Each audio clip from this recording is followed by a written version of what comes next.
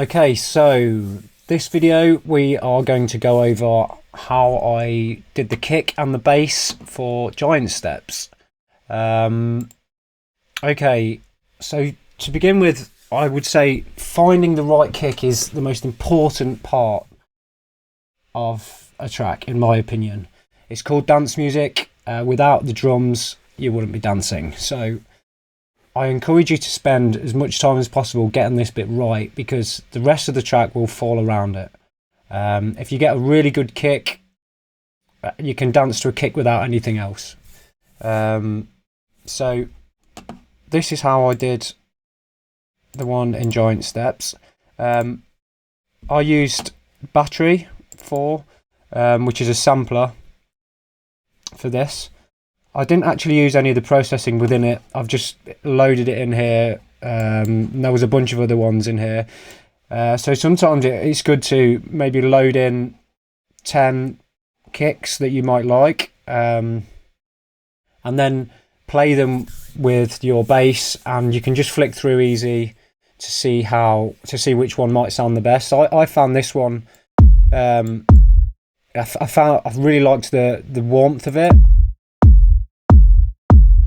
And you can see here it's got like a nice belly on it, and the attack though is quite short, so on its own it didn't sound very punchy in the mix. So what I often do is I'll get a click sound to layer with the kick, which would sound something like this.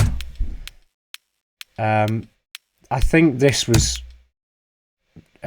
if the kick, if you like a kick but it's not got a very good attack, you can get the attack from another kick which might sound really punchy and sharp. But by attack I mean like how fast the first transients come in. So it depends on the style. Like for example, a techno tune wouldn't have as poppy as a kick as a trance tune. This track was kind of like kind of techno drums almost with trance, so I did want a mixture of the two, so I just layered them together. The click and the kick sound great together, and you can obviously hear. If I mute the click, it will lose a lot of it just sounds completely flat without it.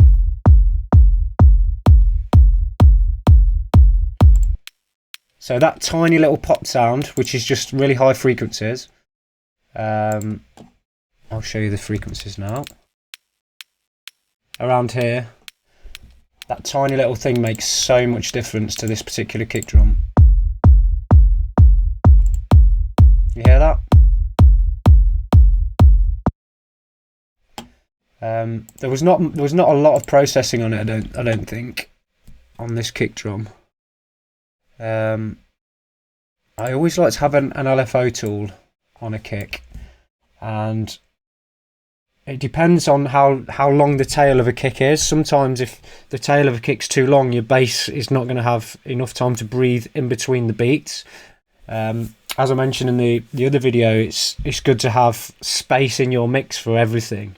If your kick has got a really long tail, so before the next kick comes in, and that's filled with low frequencies from the kick, the bass is going to get muffled in amongst that. This particular kick is quite short, so the bass is going to breathe in between the beats. I always like to chop the very end off just in case, so when the next kick comes in, it's going to have a bit more attack if you've got a long tail on it. So I normally put an LFO on everything. This kick drum needed a little bit of boost around here, around the 80 hertz. Without it, again, this sound was a little. Yeah, it was more belly than punch. So I wanted a bit more smack in the kick drum, and I found by just EQing this frequency around here, it gave it that nice sort of punch to it. If I take away the click now, you'll see how flat this drum sounded without me having that processing. So there's some EQ and a click. It's got loads more punch to it. And that small tweak there made such a difference to it, because I really liked the kick drum. It had been easier to change it to another one really easily, but I really liked the sound of the kick, and it just needed a little bit of punch. So this kick has gone to a group channel kick, where I've just added a little bit more limiting, because I don't know why actually. No, this doesn't really need to go to a group, but there's a bit of limiting on there, just to squash it a tiny bit more, to bring the transient at the start up. And I think that's about all I did with that kick drum. So this here, called filter kick, often I like to have these sections where the kick drops out, just the low frequencies of it, like this.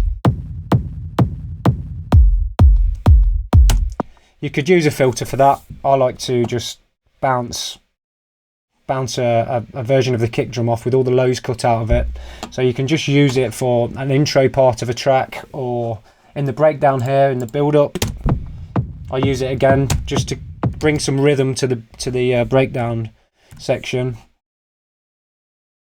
It's just for ease really. Again, workflow, I can filter this kick in and out with volumes or EQs, and that's just helps me the way I put my tracks together. I just find it a quicker way to work. The bass line for this is really simple. I was inspired a lot from this track to make it sound like something from the 1990s, you know, the classic trance era.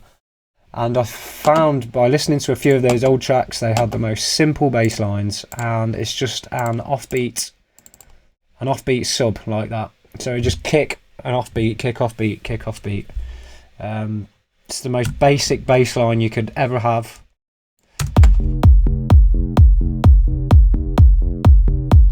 You'll recognise the sound from some of the old classic trance. It was all made like that. There's no other mid-range bass lines on this one, just nice and simple groove. So the bass line, I think, was made, I wanted a sort of almost square sounding bass line, so I used Silent for this one. For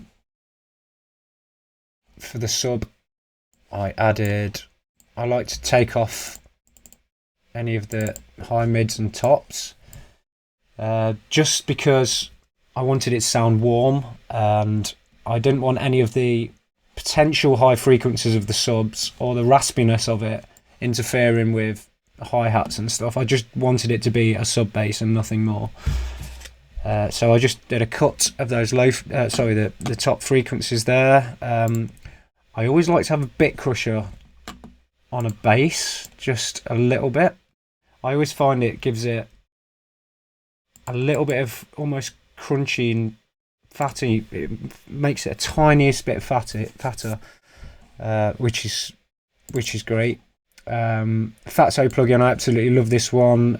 It gives it, this is one of the UAD ones, and it kind of it's like a drive plugin, and it makes everything sound a little bit more fat and warm. So you could add this to pretty much anything.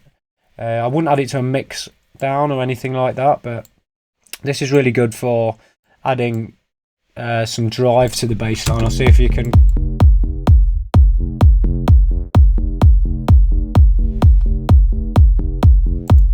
Just gives it a bit of a warmer texture, and I often use that on bass lines, and sometimes I find sounds can sound a little bit digital, and some of these plugins can give you that sort of old school analogy sound back a little bit. So for the bass line that was as simple as that, it was just a kick and an offbeat sub. Generally it's good to have your sub bass line maybe 6 dB less than your kick, but sometimes I will put a kick and a bass together and actually use a plugin like the Glue or one of those other plugins like that to just make everything sit together and work together better, so they don't sound separate as much. But yeah, nice and simple bass line, and the breakdown sub was exactly the same, but I upped the sustain on it, so it was more of a held note through the bass line. The same sound as the offbeat sub.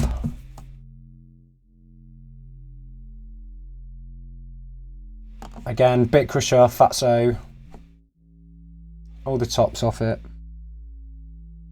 You just wanted a, with the rest of the synths, it just adds some kind of like low.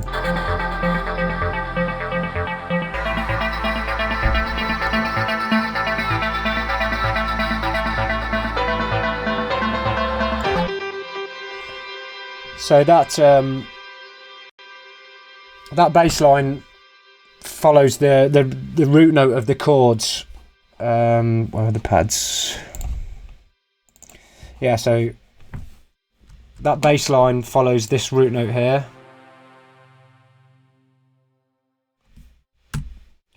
And it's just a sub to carry it. And actually, back to the kick drum.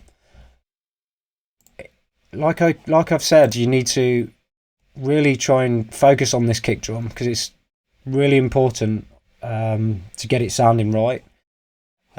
So kick drums are in key. Most of them have got some kind of tonal elements to them, and this one is in the same key as the track. I can't remember, I think it's F or something.